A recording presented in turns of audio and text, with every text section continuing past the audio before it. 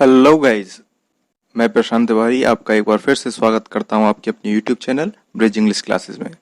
तो आज के वीडियो सेशन में हम इंग्लिश ग्रामर लेक्चर के आधार पर 10 different words to use instead of come and go इस टॉपिक के विषय में आज हम स्टडी करेंगे। यानी कि कम एंड गो इन दो शब्दों के अलावा आने और जाने के लिए 10 ऐसे अलग वर्ड्स जिनका हम इस्तेमाल करते हैं, लेकिन कुछ ऐसे लोग हैं जिनको इस विषय में नहीं मालूम है।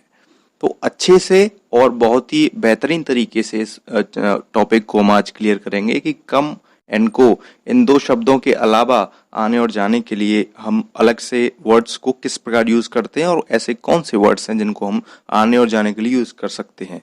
So without wasting the time let's get started the video. सबसे पहला एक हमारा वर्ड है ट्रेन, यानी कि रेल। इस विषय में यानी कि इस शब्द के बारे में सभी ने मोस्टली सुना है और इसके बारे में जानते भी हैं। तो ट्रेन के आने के लिए और जाने के लिए, रेल के आने और जाने के लिए अगर हम आने के लिए कम लगाते हैं तो गलत होगा और जाने के लिए गो लगाएंगे तो गलत होगा। तो भाई असल में आने और जाने के लिए कम और गो नहीं लगाएंगे ट्रेन के लिए, तो क्या लगाएंगे? अगर हम बोले कि train is coming, train is going, train आ रही है, ट्रेन जा रही है, तो ये गलत होगा। तो ट्रेन के आने के लिए हम अराइव लगाते हैं और ट्रेन के जाने के लिए हम डिपार्चर लगाते हैं। ARRIVE arrive and DEPARTURE departure, जाने के लिए। सो ट्रेन के आने के लिए हम अराइव लगाएंगे और ट्रेन के जाने के लिए हम डिपार्चर लगाएंगे। अब अराइव और डिपार्चर, आने और जाने के लिए ये जो दो वर्ड्स हैं इनका हम एग्जाम्पल लेकर के इनको समझते हैं। सबसे पहला एग्जाम्पल है आपका the train is arriving. The train is arriving यानी कि ट्रेन आ रही है, ट्रेन आ रही है। अगर हम बोले ट्रेन इज कमिंग तो ये गलत होगा। इसकी जगह पे हमको यूज करना है अराइव, जिसमें ING फॉर्म यानी कि फोर्थ फॉर्म हमको यूज करनी है वर्ब की। तो ट्रेन इज कमिंग नहीं बोलना है, द ट्रेन इज अराइविंग बोलना है। क्लियर?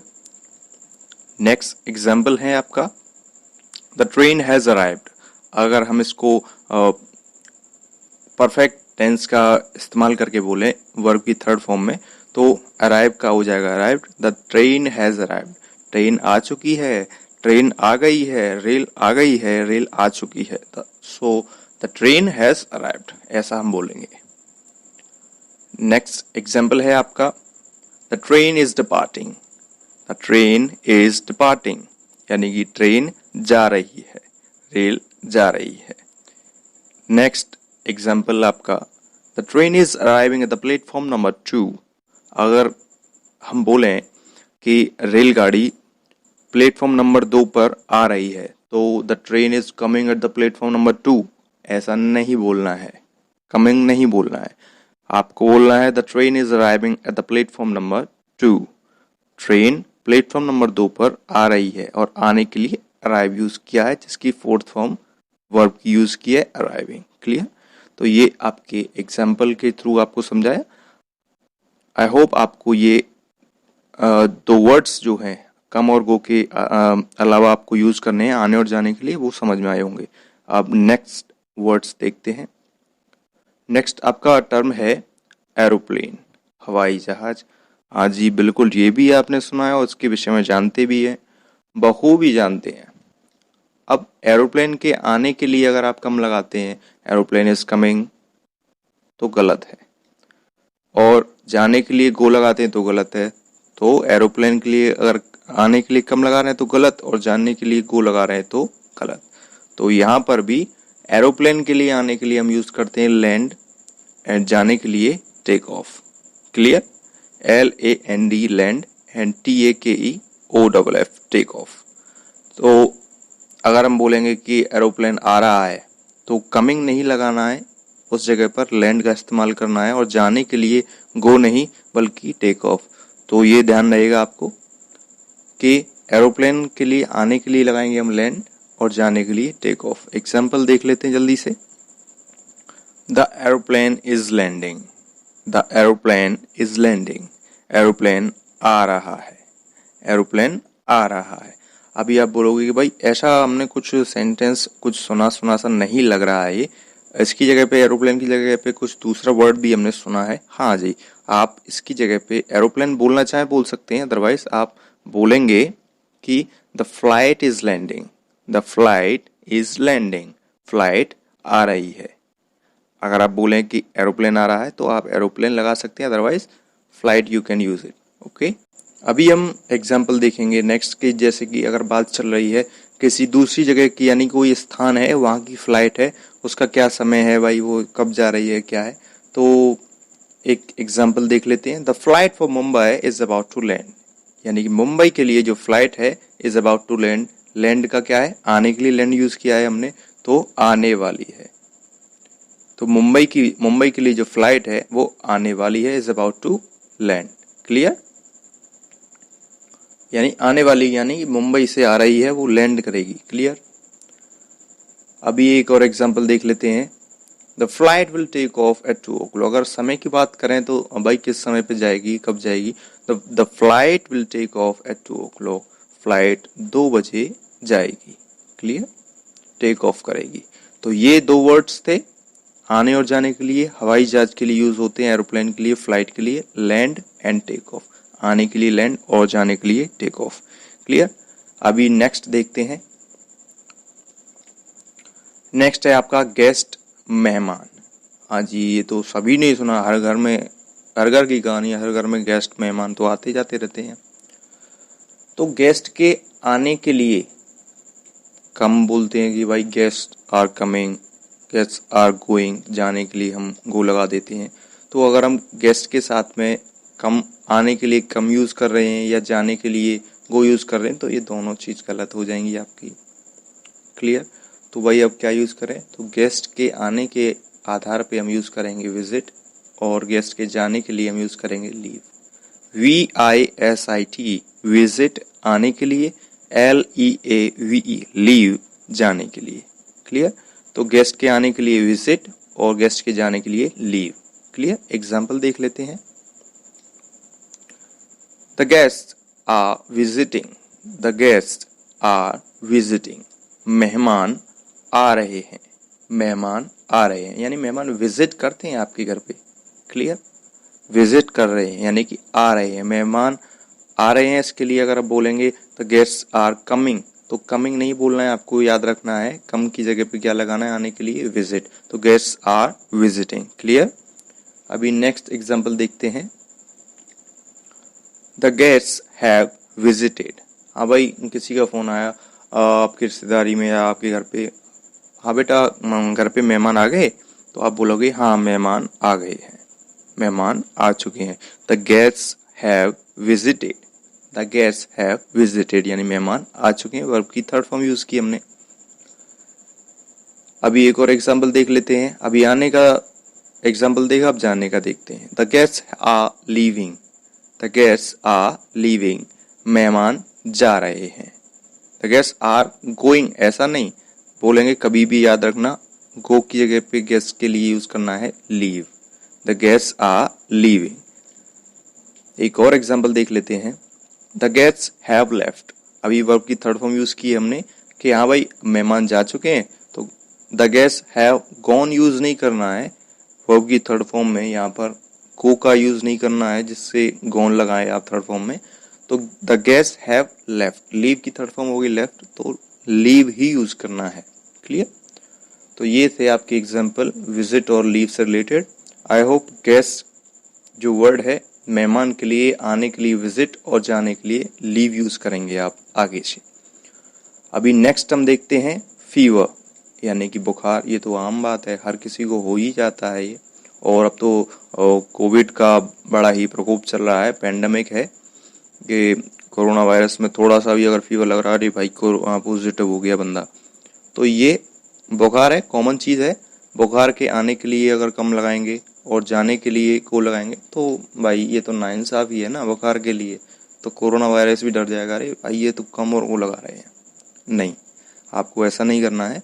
तो फीवर अगर बुखार आता है उसके लिए हम यूज करते हैं सफर फ्रॉम, और फीवर जाने के लिए यूज करते हैं ऑफ, केवल of, SUFFER FROM, suffer from आने के लिए, OFF ऑफ जाने के लिए। तो बुखार अगर आ रहा है, बुखार आने के लिए सफ़र फ्रॉम और बुखार जाने के लिए ऑफ। एग्जाम्पल में समझते हैं, I am suffering from fever. I am suffering from fever. मुझे बुखार आ रहा है। मुझे बुखार आ रहा है। या इसको हम दूसरा अर्थ इसका ये भी निकाल देते हैं कि मैं बुखार से पीड़ित हूं। क्लियर। नेक्स्ट एग्जाम्पल देखते हैं, Nitin has suffered from fever. Nitin has suffered from fever. Nitin को बुखार आ गया है। नितिन को बुखार आ गया है या नितिन बुखार से पीड़ित है, ऐसा भी बोल सकते हैं। आने के लिए आपको सफर लगाना है, ये ध्यान रखें आप। नेक्स्ट एग्जाम्पल है आपका, माई फीवर इज ऑफ। डॉक्टर साहब के पास गए कि हाँ जी आपने दवाई दे दी थी, दोबारा दिखाने गए कि कैसा है, उसको टेम्परेचर को आप दिखाने गए तो हाँ डॉक्टर साहब मेरा बुखार ठीक है, यानी कि मेरा बुखार जा चुका है, मुझे बुखार नहीं है, माई फीवर इज ऑफ। एक और एग्जाम्पल देख लें, नितिन्स फीवर इज ऑफ। अब नितिन को बुखार आ गया था, मेरा कोई फ्रेंड है नितिन, तो उसका कोई भी नाम अपने फ्रेंड का ऐड कर सकते हैं या कोई एग्जाम्पल ऐड कर सकते हैं आप। नितिन्स फीवर इज ऑफ, नितिन का बुखार जा चुका है या नितिन को बुखार अब नहीं है। तो ये फीवर से रिलेटेड आने और जाने के लिए दो वर्ड्स थे। फीवर के आने के लिए सफ़र फ्रॉम एंड फीवर के जाने के लिए ऑफ। आगे से आप यही यूज़ करेंगे, आई होप सो। सो ये दो वर्ड्स थे, आपको समझ में आए होंगे। नेक्स्ट हम देखते हैं जो है आपका फैशन। अब फैशन का तो दौर है भाई, कभी jeans T shirt cap trouser वगैरह वगैरह वगैरह, तो ये सारे फैशन है। तो किसी ना कोई नई चीज़ आए उसका हम बोलते हैं फैशन चल रहा है या उसका दौर चल रहा है। तो फैशन के आने के लिए कम यूज़ करें या जाने के लिए आप गो यूज़ करें तो ये गलत है। फैशन के आने के लिए यूज़ होगा इन और फैशन के जाने के लिए यूज़ होगा आउट। Clear, INNOUT out. तो फैशन अगर आ रहा है तो उसके साथ में इन लगाएंगे, कम नहीं लगाएंगे। और फैशन जा रहा है या जा चुका है, कोई भी चीज़ का फैशन है तो उसके साथ में आउट लगाएंगे, को का इस्तेमाल बिल्कुल भी नहीं करेंगे। क्लियर। तो आने के लिए इन और जाने के लिए आउट फैशन के साथ में। एग्जाम्पल में समझते हैं, fashion of jeans is in. Fashion of jeans is in, यानी कि जीन्स का फैशन आ गया है या जीन्स का फैशन है भाई आजकल। तो या फिर इसको ऐसे बोल सकते हैं, jeans is in the fashion. Fashion में आजकल क्या चल रहा है, जीन्स है जी। क्लियर। नेक्स्ट एग्जांपल देखते हैं, the fashion of jeans is out. Jeans का फैशन जा चुका है या जीन्स का फैशन चला गया है। दूसरे तरीके से भी इसको फॉर्मेट कर सकते हैं सेंटेंस को, jeans is out of fashion. Jeans is out of fashion, यानी कि वो उस दौर से, उस फैशन से आउट हो गया है, चाहे वो जीन्स हो, टी शर्ट हो, ट्राउजर हो, ब्लेजर हो, एटसेट्रा। क्लियर। तो ये आपके एग्जाम्पल थे फैशन से रिलेटेड कम और गो की जगह पर इन और आउट दो वर्ड्स को यूज करने के लिए। आई होप आपको समझ में आए होंगे। नेक्स्ट टर्म है आपका वेदर, मौसम। तो मौसम से आपको याद आते हैं यानी कि सुहावना मौसम है, जैसे कि गर्मी का मौसम है, सर्दी का मौसम है, बारिश का मौसम है, तो ये सारी चीज़ें। तो वेदर के यानी कि मौसम के आने के लिए कम अगर लगाएं आप और जाने के लिए गो लगाते हैं तो आप आगे से ये बिल्कुल ना लगाएं, क्योंकि ये दोनों ही गलत हैं। तो वेदर के साथ में, मौसम के साथ में आने के लिए स्टार्ट और जाने के लिए ओवर लगाएंगे, START start, OVER over. Clear. तो वेदर के आने के लिए स्टार्ट लगाएंगे और जाने के लिए ओवर। फटाफट से एग्जाम्पल देख लेते हैं। The summer season has started. The summer season has started. गर्मी का मौसम है भाई, हैज स्टार्टेड यानी कि आ चुका है या आ गया है, और गर्मी आ ही गई है तो गर्मियाँ आ गई हैं। Clear. The summer season has started. Coming नहीं लगाएंगे या कम का इस्तेमाल नहीं करेंगे। ऐसा नहीं बोलेंगे कि the summer season has come, नहीं, the summer season has started ऐसा बोलना है आपको, आगे से याद रखें। नेक्स्ट एग्जाम्पल देख लेते हैं फटाफट से। The winter season is starting. The winter season is starting, यानी कि सर्दियां जो हैं आ रही हैं, सर्दियां जो है आ रही हैं, यानी कि भाई नवंबर में आए, दिसंबर में आए, जनवरी में आए, तो आ रही हैं। क्लियर? तो आने के लिए क्या आएगा? कम नहीं आएगा, स्टार्ट आएगा। Clear? Winter season is starting, सर्दियां आ रही हैं। एक और एग्जांपल देखते हैं, the summer season is over. अभी स्टार्ट का देगा इससे पहले, अब जाने के लिए ओवर का, the summer season is over. गर्मियां जो हैं या गर्मी का मौसम इज ओवर, यानी कि जा चुका है या चला गया है। क्लियर? तो ओवर लगाएंगे हम जाने के लिए, ये आप याद रखें। आई होप आपको ये दोनों वर्ड्स विद एग्जांपल्स क्लियर हो गए होंगे। अभी हम नेक्स्ट टर्म आपका देखते हैं, जो है आपका स्लीप, यानी कि नींद। ओहो, बहुत ही अच्छा शब्द है। सभी को जरूरत होती है सोने की, तो बिना नींद के जो आपकी बॉडी है प्रॉपर वर्क नहीं कर पाती है, अगर आप प्रॉपरली सोते नहीं है या प्रॉपर नींद नहीं लेते हैं। तो इसी से रिलेटेड भी दो वर्ड्स हैं। तो स्लीप यानी नींद के आने के लिए अगर आप कम लगाएं और जाने के लिए अगर आप गो लगाएं तो बहुत ही गलत होगा। नींद बुरा मान जाएगी, अच्छे से नहीं आएगी, आपकी बॉडी प्रॉपर वर्क नहीं कर पाई अगर नींद अच्छे से नहीं आई तो स्लीप यानी नींद के आने के लिए हम यूज करते हैं फील स्लीपी, और नींद के जाने के लिए फील अस्लीप। क्लियर? याद रखें, स्लीप यानी नींद के आने के लिए फील स्लीपी और नींद के जाने के लिए फील अस्लीप। एग्जाम्पल में समझते हैं, आई am feeling sleepy, I am feeling sleepy. मैं, या आप बोल सकते हैं जैसे कि मुझे नींद आ रही है, तो आई am feeling sleepy. Clear? Feel sleepy हो गया नींद का आना, आ रही है इसलिए मैंने फोर्थ फॉर्म यूज किए, फीलिंग में आईएनजी जोड़ दी, feeling, I am feeling sleepy, मुझे नींद आ रही है। क्लियर? अब जाने के लिए समझते हैं, आई am feeling asleep, I am feeling asleep. मुझे इससे पहले समझा हमने मुझे नींद आ रही है या मेरी नींद जा रही है, या मुझे मतलब नींद अब नहीं आ रही है। आप ऐसा भी बोल सकते हैं अगर नेगेटिव पोर्शन में ले जाएं तो नींद जाने के लिए आप फील अस्लीप यूज करेंगे, आई एम फीलिंग अस्लीप, यानी कि अब मुझे नींद नहीं आ रही है या मेरी नींद जा रही है या जा चुकी है। ये थे दो words related to the term sleep यानी नींद, जिनके यानी कि कम और गो अगर आप लगाते आए हैं तो आप कम और गो ना लगाएं और इसके स्थान पर फील स्लीपी और फील अस्लीप का यूज करें। आई होप आपको समझ में आया होगा। नेक्स्ट टर्म है आपका इलेक्ट्रिसिटी, बिजली।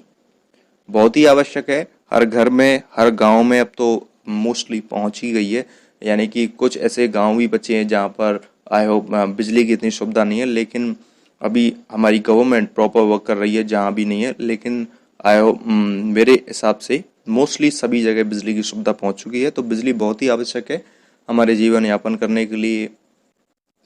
गर्मियों में रेफ्रिजरेटर होना, ठंडा पानी अगर आपको चाहिए तो बिजली चाहिए, फैन कूलर एसी ये सब बिजली से ही चलते हैं। तो इससे रिलेटेड भी है, अगर बिजली के आने के लिए और बिजली के जाने के लिए कम और गो लगाते आए हैं तो बिल्कुल भूल जाइए आप कम और गो को लगाना, दोनों ही गलत हैं। अगर इलेक्ट्रिसिटी की बात हो रही है, बिजली की बात हो रही है, हाँ इलेक्ट्रिसिटी को हम पावर भी बोलते हैं, POWER। क्लियर? इसकी जगह पे हम पावर भी यूज कर सकते हैं। आने के लिए रिस्टोर लगाएंगे, कम नहीं लगाएंगे। जाने के लिए गो ऑफ लगाएंगे, गो नहीं लगाएंगे। क्लियर? तो आने के लिए रिस्टोर, जाने के लिए गो ऑफ। क्लियर ना? अभी एग्जांपल देखते हैं, द इलेक्ट्रिसिटी और पावर हैज रिस्टोर्ड। या तो आप इलेक्ट्रिसिटी लगाएं या पावर लगाएं, कोई एक लगाएं, मैंने स्लैश लगा दिया इसी वजह से। तो मैं बोल सकता हूं द पावर हैज रिस्टोर्ड या द इलेक्ट्रिसिटी हैज रिस्टोर्ड, यानी कि बिजली आ चुकी है या बिजली आ गई है। क्लियर? अगला एग्जांपल देखते हैं, द इलेक्ट्रिसिटी वेंट ऑफ और द पावर वेंट ऑफ, बिजली चली गई है। अब यहां पर मैंने वेंट क्यों लगाया, गो ऑफ क्यों नहीं लगाया? क्योंकि गो की मैंने सेकंड फॉर्म यूज की है। क्लियर? पास्ट फॉर्म यूज किया मैंने इसका, तो बिजली चली गई है। अभी ये थे आपके example related to these two words, restore and go off. Electricity के लिए आने और जाने के लिए रिस्टोर और गो ऑफ यूज करना है, आगे से याद रखना। अब आपका नेक्स्ट टर्म है सनलाइट, धूप। तो सनलाइट यानी धूप के आने के लिए और जाने के लिए कम और गो यूज करते आए हों तो भैया बिल्कुल ना करें, सरासर नाइंसाफी है धूप के साथ में। अब जादू तो नहीं है, लेकिन धूप भी बेचारी बुरा मान जाएगी। तो sunlight is coming, sunlight is going, ऐसा बिल्कुल नहीं बोलना है आपको। सनलाइट धूप के लिए आने के लिए गेट सनी और जाने के लिए गेट शेडी। धूप आ रही है तो आने के लिए गेट सनी, और धूप जा रही है, जाने की बात हो रही है तो जाने के लिए गेट शेडी लगाएंगे। एग्जाम्पल में समझ लेते हैं। It is getting Sunny, it is getting Sunny, it is getting Sunny, यानी कि सनी है। गेटिंग सनी यानी गेट सनी का मतलब आने के लिए यूज हो रहा है। तो धूप आ रही है, धूप आ रही है, मैंने गेटिंग लगाया है तो रहा है, रही है कंटिन्यूअस यानी कि इम्परफेक्ट सेंटेंस है। नेक्स्ट एग्जाम्पल देखते हैं। इट इज गॉट सनी, धूप आ गई है, अभी गॉट लगा दिया मैंने, clear. Next, it is getting shady, धूप जा रही है। शेडी का मतलब क्या हो गया, छायादार, छाया वगैरह की बात हो रही है। इट इज गेटिंग शेडी यानी धूप जा रही है, धीरे धीरे बादल हो रहे हैं, धूप जाती जा रही है, धूप जा रही है। It has got shady, it has got shady, धूप जा चुकी है या धूप चली गई है, क्लियर। गो और कम का इस्तेमाल बिल्कुल नहीं किया, आपने देखा होगा। गेट सनी और गेट शेडी का इस्तेमाल करना है आने और जाने के लिए। तो ये दो वर्ड्स थे एग्जाम्पल के साथ में, आई होप आपको बिल्कुल समझ में आ गया होगा। अभी आपका लास्ट जो टर्म है वो आपको देखना है मेमोरी, याददाश्त। तो मेमोरी के आने के लिए अगर आप कम लगाएं मेमोरी इज कमिंग, या जाने के लिए गो लगाएं मेमोरी इज गोइंग, तो नहीं, ऐसा नहीं लगाना है आपको। मेमोरी याददाश्त की अगर आने की बात हो रही है तो गेट बैक द मेमोरी आपको यूज करना है, गेट बैक द मेमोरी। जाने के लिए lose the memory, lose the memory. अभी आने के लिए गेट बैक द मेमोरी लगाना है और जाने के लिए लूज द मेमोरी। एग्जाम्पल में एक बार और समझ लेते हैं, अच्छे से आपको समझ में आ जाएगा। I am getting back my memory, I am getting back my memory, यानी मेरी याददाश्त वापस आ रही है, मेरी याददाश्त वापस आ रही है। या वापस आने की, वापस अगर ना बोलें तो बोल सकते हैं गेटिंग बैक। तो बैक का मतलब वापस ही है, सीधी सी बात है। और आ रही है तो यानी कि कहीं चली गई है तभी तो आ रही है, और आ रही है तो इसका मतलब किसी दूसरी जगह से आ रही है तो वापस ही आना हो गया।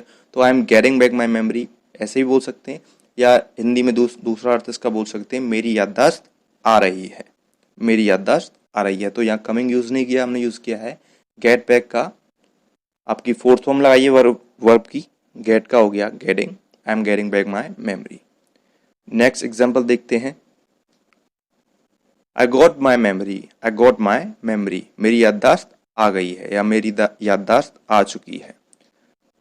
Manisha is losing her memory, Manisha is losing her memory, Manisha की जो याददाश्त है वो जा रही है, मनीषा की जो याददाश्त है वो जा रही है, मनीषा अपनी याददाश्त खो रही है, ऐसा भी बोल सकते हैं। My friend lost his memory, my friend lost his memory, मेरे जो दोस्त है, मेरा जो मित्र है, लॉस्ट हिज मेमोरी, उसकी जो याददाश्त है वो चली गई है, क्लियर। ये आपका हो गया पास्ट में हो गया। तो ये थे आपके एग्जाम्पल, आई होप आपको समझ में आए होंगे। और इन्हीं जो टर्म्स हैं, जो मैंने 10 टर्म्स से रिलेटेड आपको वर्ड्स बताए, इन्हीं से संबंधित मैंने कुछ वाक्य यहाँ पर तैयार की है। तो आप इसका एक स्क्रीनशॉट या इसको नोट डाउन कर लीजिए और कमेंट बॉक्स में मुझको इनको ट्रांसलेट करके आपको सेंड करना है, जिससे मुझे पता चलेगा कि आपने कितना फोकस किया है वीडियो पर और कितने अच्छे से आपने समझा है। So thanks for watching the video. अगर आपको वीडियो अच्छा लगा हो तो प्लीज़ लाइक दिस वीडियो। और आपने अगर हमको फॉलो नहीं किया अभी तक, जो अभी न्यू व्यूअर्स हैं, so follow us on @Bridge English Classes, subscribe to our YouTube channel, follow us on Instagram, find us on Facebook and Telegram. अगर आपको कोई भी सजेशन देना है related to video or other video lectures of English grammar, so you can mail us. So like, comment and share this video more and more. Thank you. Bye bye. Take care.